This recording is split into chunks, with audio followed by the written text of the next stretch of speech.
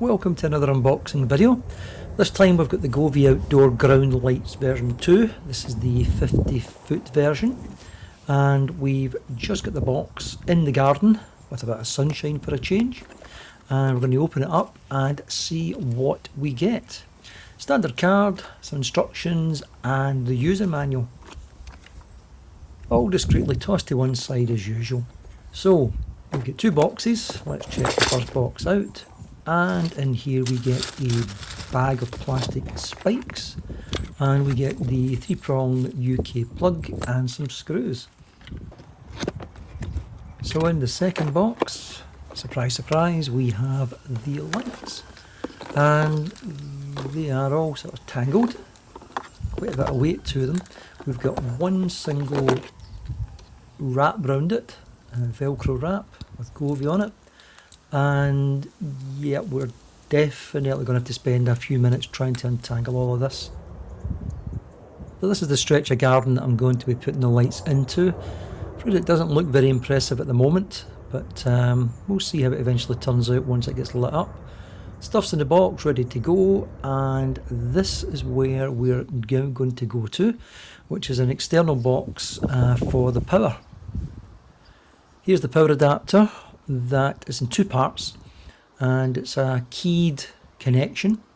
So there's a little lug at the top, line it up, push it in, and then there is a screw which goes over the top of that, which you screw in, and it makes things waterproof. Do not forget to screw that on. So put the power supply onto the 4-bar. This is just like a kind of rubber plug to make it waterproof. And that's just got it all in place, and put the plug on, but I have forgot to do one thing which you shouldn't do, and that is make sure you put on that seal to protect it. That bit there, that's what you want to make sure you screw on. And as if by magic, we have power. So we've got the lights all untangled, flung on the grass. As you can see, power's going through, ready to go. So all we have to do now is get the spikes out of the plastic bag, and they're pretty easy to stick on. Turn it over, there's two little lugs again, line them up, push them in, that's it.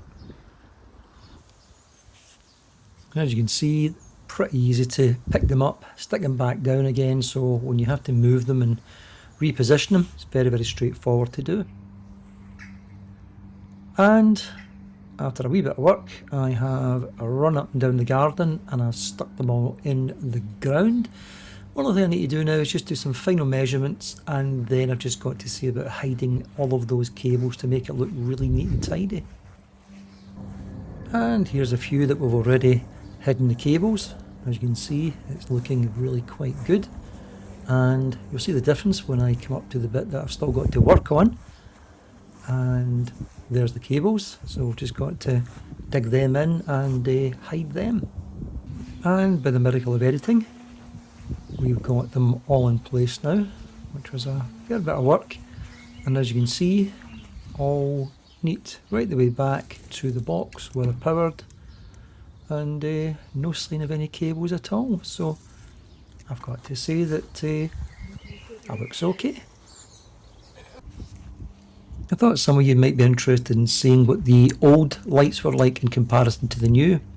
So as you can see, height wise there is quite a noticeable difference, and you've got a clearer top on the newer ones, so there's more lights going to get out, and yeah, a wee bit wider as well, so definitely going to be far better colours, I would hope.